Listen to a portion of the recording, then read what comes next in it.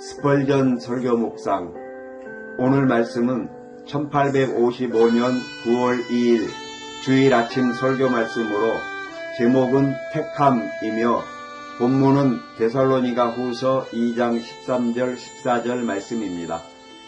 주께서 사랑하시는 형제들아, 우리가 항상 너희에 관하여 마땅히 하나님께 감사할 것은 하나님이 처음부터 너희를 택하사 성령의 거룩하게 하심과 진리를 믿음으로 구원을 받게 하심이니, 이를 위하여 우리의 복음으로 너희를 부르사 우리 주 예수 그리스도의 영광을 얻게 하려 하심이니라. 데살로니가 후서 2장 13절 14절 말씀을 바탕으로 오늘 저는 택함이라는 영광스러운 교리에 대해 전하고자 합니다. 이 거대한 진리는 인간의 마음에 뿌리 깊은 편견 때문에 자주 무시되고 버려지곤 합니다. 많은 설교단에서 택함에 대해 설교하는 것을 큰 죄로 여길 정도이지만 저는 하나님께서 계시하신 모든 것은 목적이 있으며 성령의 영향 아래 실천적인 말씀이 될 수 있다고 믿습니다. 이 교리는 자유의지에 대한 설교가 될 수는 없지만 가장 훌륭한 자유은혜에 대한 설교가 될 수 있습니다. 저는 여러분이 모든 편견을 버리고 이 교리를 공정하게 경청해 주시기를 간청합니다. 여러분은 하나님의 교리를 비난해서는 안 되며 오직 성경 말씀이 말하는 바를 들으셔야 합니다. 제가 전하는 말씀이 성경에 없다고 여겨지면 저는 여러분이 영혼을 사랑하는 마음으로 그 말씀을 거부해 주시기를 간청합니다. 왜냐하면 성경이 항상 가장 우선해야 하기 때문입니다. 오늘 저는 다음과 같이 말씀을 전하겠습니다. 첫째로 이 교리의 진실성에 대해 말씀드리고, 둘째로 택함의 절대성에 대해 증명하며, 셋째로 이 택함이 영원하다는 것을, 넷째로 이 택함이 개인적이라는 것을 살펴보겠습니다. 그리고 다섯째로 이 교리의 효과, 즉 좋은 결과를 보고, 마지막으로 이 교리가 정말로 무서운 방종의 교리인지 아니면 우리에게 유익한 꿀이 있는지를 알아보겠습니다. 1. 첫째로 저는 이 택함의 교리가 진실하다는 것을 증명하고자 합니다. 저는 먼저 영국 국교회에 속한 여러분에게 묻습니다. 여러분이 신실한 신자라면 예정과 택함에 관한 제17조에 따라 이 교리를 받아들이셔야 합니다. 또한 이 교리는 박해의 고난 속에서 나온 왈도파의 신조에도 명확히 나타나 있는데, 그들은 하나님께서 세상의 기초가 놓이기 전부터 택하신 자들을 구원하시며 이는 그들에게서 예견된 어떤 성품이나 믿음 때문이 아니라 오직 그리스도 예수 안에서 하나님의 순전한 자비로 말미암은 것임을 굳게 믿었습니다.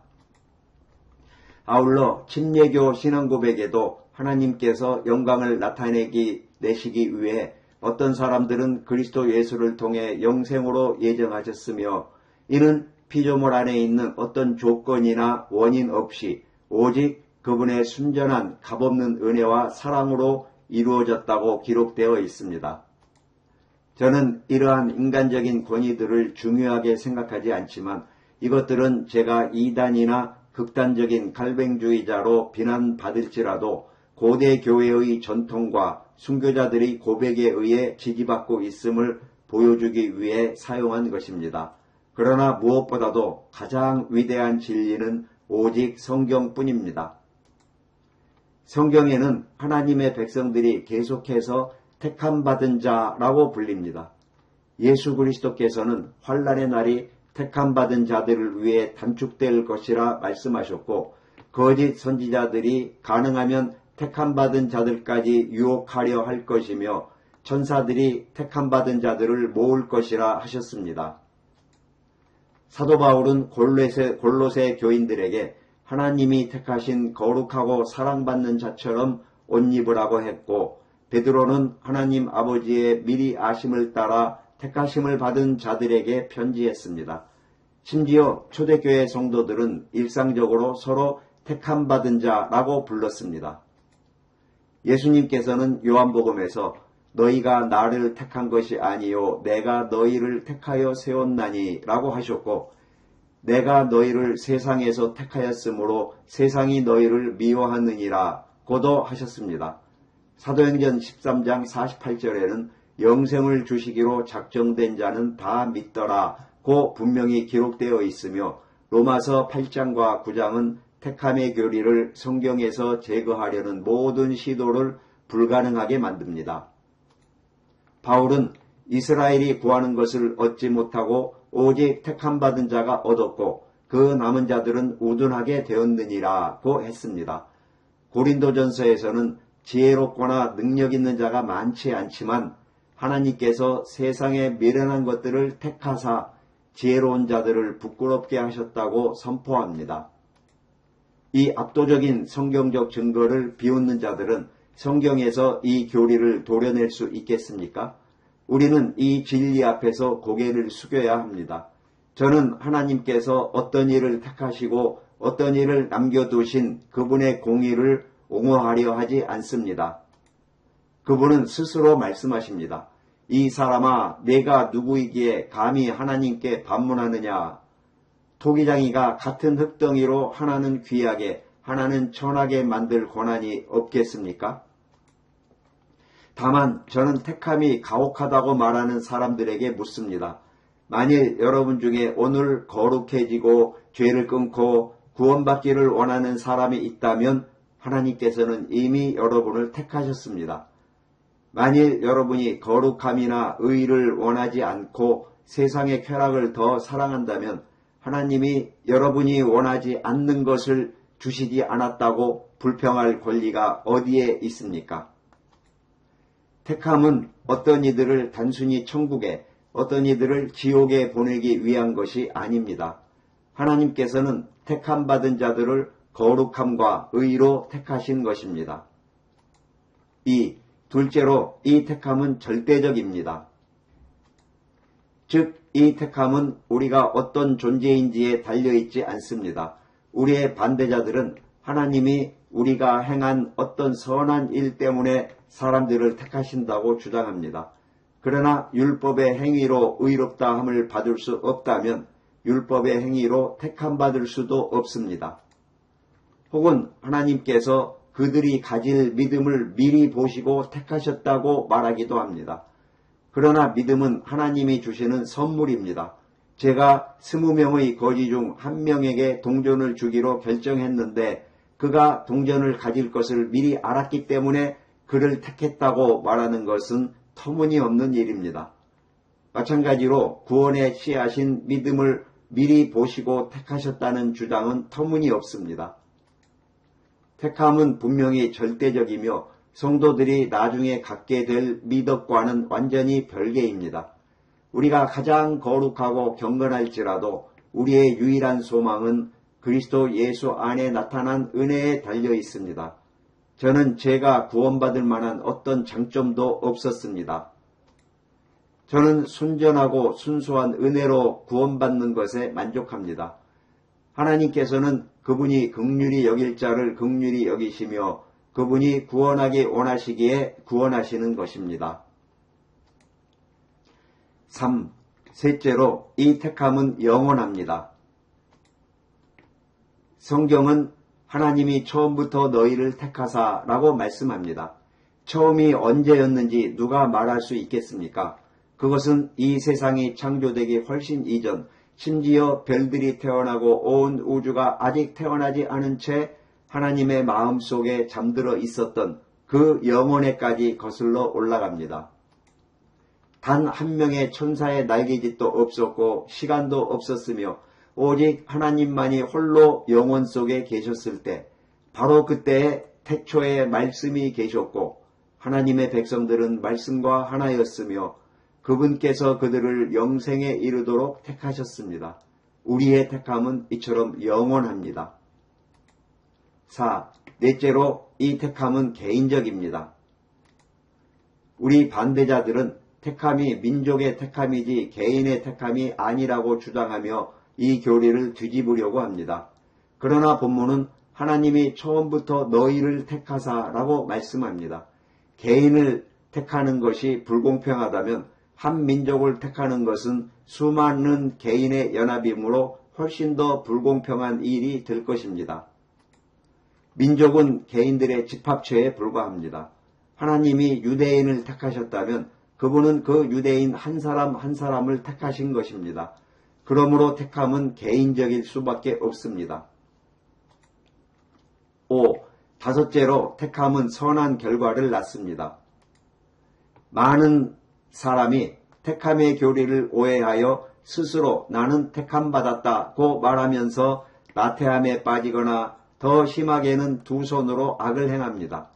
그들은 자신의 행위와 상관없이 하나님의 택함을 받았으니 원하는 대로 살 수 있다고 말하지만 이는 진리를 오류로 바꾸는 것입니다. 하나님께서 그들을 택하신 것은 성령의 거룩하게 하심과 진리를 믿음으로 구원을 받게 하기 위함입니다. 즉 하나님은 그분의 백성을 거룩함과 믿음으로 택하셨습니다. 만일 여러분 중에 나는 택함받았다고 주장하면서도 지난 한 주간 죄를 지었거나 기도하지 않은 자가 있다면 저는 그에게 너는 가장 저주받은 위선자일 뿐이다 라고 말할 것입니다. 여러분이 거룩하지 않다면 여러분은 스스로 택함받은 자라고 생각해서는 안 됩니다. 물론 택함받은 자가 당장 완벽하지는 않으나 그들의 삶 전체를 볼 때 그들은 거룩한 사람들로 구분됩니다.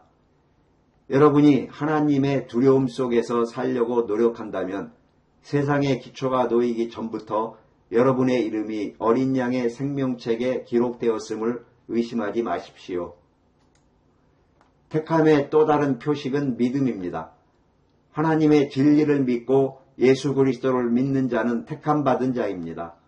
어떤 이들은 내가 예수님을 믿고 그분의 피를 의지하지만 혹시 제가 택함받지 못했다면 어쩌죠? 라고 걱정합니다. 가련한 자여, 당신이 믿음을 가졌다면 당신은 하나님의 택함받은 자입니다. 당신이 죄인으로서 예수 그리스도께 매달린다면 당신은 택함받은 자입니다.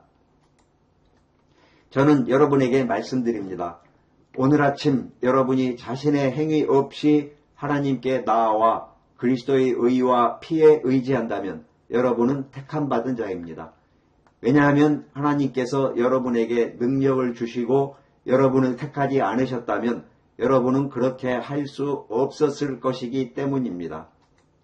그러나 여러분은 믿음과 거룩함 없이는 아무도 구원받지 못한다는 것을 명심해야 합니다. 영혼의 암흑기 속에서 통과된 어떤 법령이 여러분을 구원할 것이라고 생각하며 죄 가운데 편안히 잠드는 베개로 택함을 사용하지 마십시오. 저는 여러분의 죄를 덮어주는 방패를 덧대어주는 자가 되기를 원치 않습니다. 여러분의 멸망은 전적으로 여러분의 잘못이며 여러분의 죄는 그 심판을 마땅히 받을 것입니다. 우리는 하나님의 주권, 즉 택함과 인간의 책임, 오 이스라엘아 내가 너를 망하게 하였도다 라는 것을 모두 가르쳐야 합니다. 6. 여섯째로 택함 교리에 대한 올바른 이해가 가져오는 진정하고 합법적인 경향들입니다. 성도들에게 있어서 택함의 교리는 첫째로 그 어떤 교리보다도 우리에게 육신을 의지하거나 우리 자신의 행위를 신뢰하는 모든 것을 제거하여 겸손하게 만드는 교리입니다. 하나님께서 우리가 존재하기도 전에 우리를 사랑하셨고 죄와 허물 가운데 죽었을 때 우리를 위해 아들을 보내셨다는 생각을 할 때 우리는 교만할 수 없습니다. 저는 이 교리 앞에서 때때로 엎드려져 주님, 저는 아무것도 아닙니다. 왜 하필 저를 택하셨습니까? 라고 외쳤습니다. 자신의 택함을 자랑하는 자는 택함받은 자가 아닙니다. 택함으로 인해 겸손해지는 자는 자신이 택함받았음을 믿을 만한 모든 이유를 갖습니다. 둘째로 택함은 그리스도인으로 하여금 매우 두려움이 없고 담대하게 만듭니다. 창조주께 택함받은 자는 사람을 두려워할 필요가 없습니다. 그는 세상이 자신을 향해 적대적으로 일어설지라도 흔들리지 않고 자신의 원수들을 비웃을 것입니다. 셋째로 택함은 우리를 거룩하게 만듭니다. 하나님이 나를 택하셨는데 내가 죄를 지어야 하는가? 이토록 큰 사랑을 받은 후에 내가 길을 잃어야 하는가? 라고 성도는 자문할 것입니다. 이 사랑의 생각이 우리를 하나님께 헌신하게 하고 그분께 영원히 속하도록 만들 것입니다. 불신자들에게 택함은 소망을 줍니다. 여러분이 구원받기로 예정된 사람이 아무도 없다면 절망하겠지만 택함 받은 자는 셀 수 없이 많음으로 소망을 가질 수 있습니다.